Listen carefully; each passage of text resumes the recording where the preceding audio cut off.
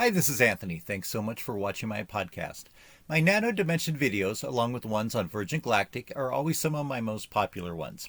Lately, I've been branching out and doing videos on other subjects that I find of interest, such as mysteries like the D.B. Cooper skyjacking case from the Pacific Northwest, as well as rumors of buried Spanish treasure on the Oregon coast. If subjects like those are of interest to you also, then please take a look at my other videos, and that's just scratching the surface of what I've been doing lately. But it's been a while since I've done a Nano story, so I wanted to do an update and also bring up some random things connected with this company that I've encountered. Of course, as I launch into it, I would really appreciate it if you would just take a second and click the subscribe button below to the right of the screen. It doesn't cost you anything, but it helps me out in building a following, and it's more likely to show you YouTube videos that I make on the subject in the future. I'm going to assume that if you're watching this video, you're interested in Nano Dimension, stock symbol, NNDM, and quite possibly own some shares. I'll talk about the fundamentals of the company and the stock as an investment in a minute, but before that I wanted to look at a couple of things. One issue is that while my videos on Nano garner hundreds of views, and most average views durations are about 40 or 50% of the video's length, one of my most recent ones all of a sudden went from having normal watch durations down to less than 8% of the video being watched. I wonder if somebody at Nano has sicked some bots against that video to try to drive down the average view duration to fiddle with YouTube's algorithm.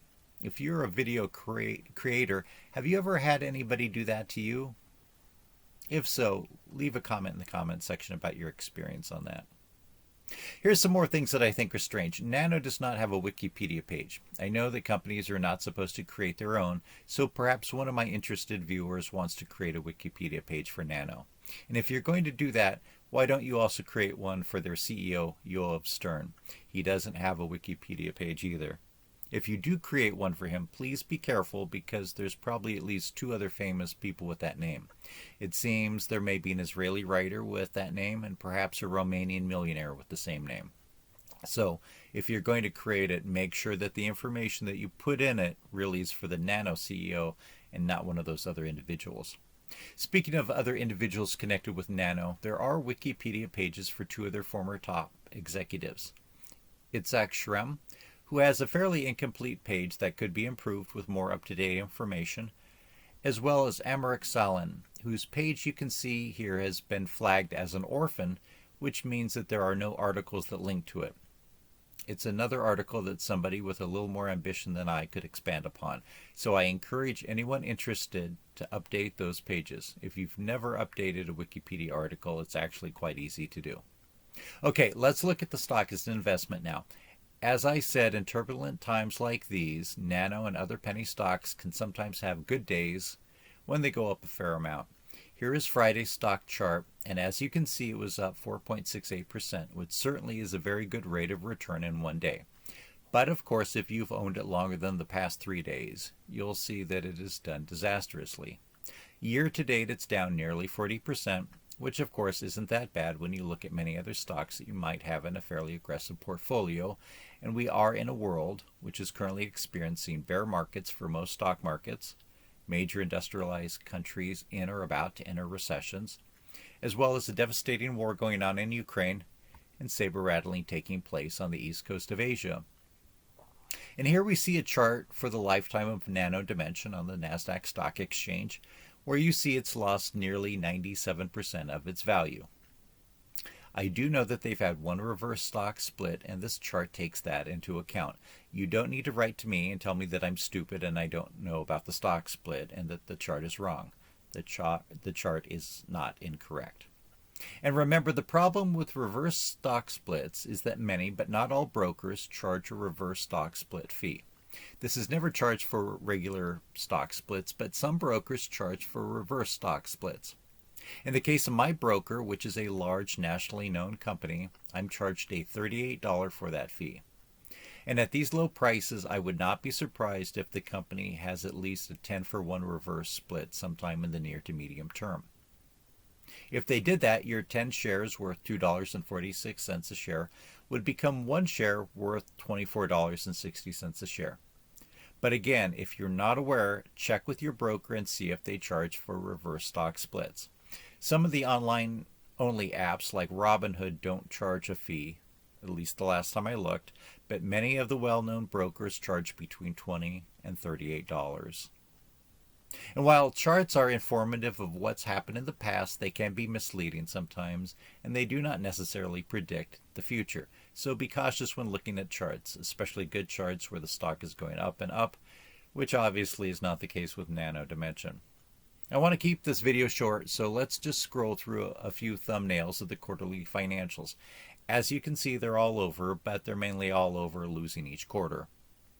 As I always say, if you're interested in buying or holding onto the stock as an investment, research the fundamentals and financials. There will be a link in of the financials in the show notes.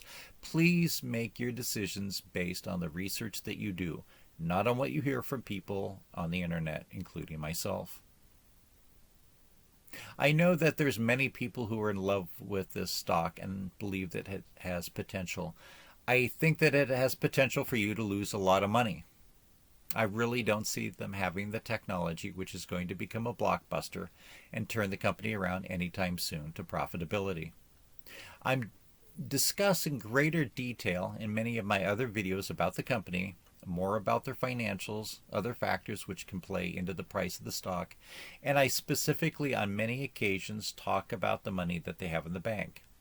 They have probably over $1 billion in the bank at this time. That money did not come from selling products, but from a secondary share offering about 1.5 years ago when the price was much higher. Obviously, it is positive that they have money in the bank, but you as an investor should not confuse that money in the bank as being your own. It's not going to be distributed to you.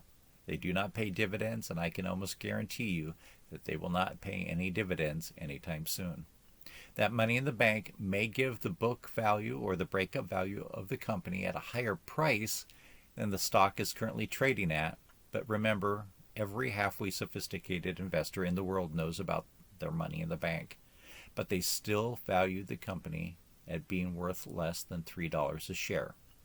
That's because the market does not believe that the company is going to turn profitable anytime soon.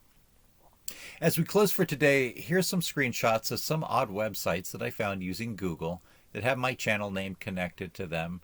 And lastly, a screenshot of one Twitter message from somebody who doesn't seem to be a big fan of mine as it relates to Nano Dimension, which he seems to be invested in. I've seen a couple other messages from him in the past, but I can't currently locate them on Google. But at this point, any press, including bad press, is pretty good for me. Thanks, buddy. Okay, that's all I want to say for today. Please understand, I don't have anything against this company. I want it to do well, and I want its investors to do well. But at this time, I do not see stock in this company as being a good investment. I'd love to hear from you. Please leave your comments in the comment section below. And if you disagree with me, please feel free to point out weaknesses in my argument. Let me know how many shares of stock you own by putting the number in the comment section if you're willing to do so. Hopefully by now you've subscribed to this channel and liked this video. I would love it if you looked at my other videos. Hopefully click the like button on those and leave a comment, even a short one. All those things really help me out in building a following. Thanks for watching and good luck in investing.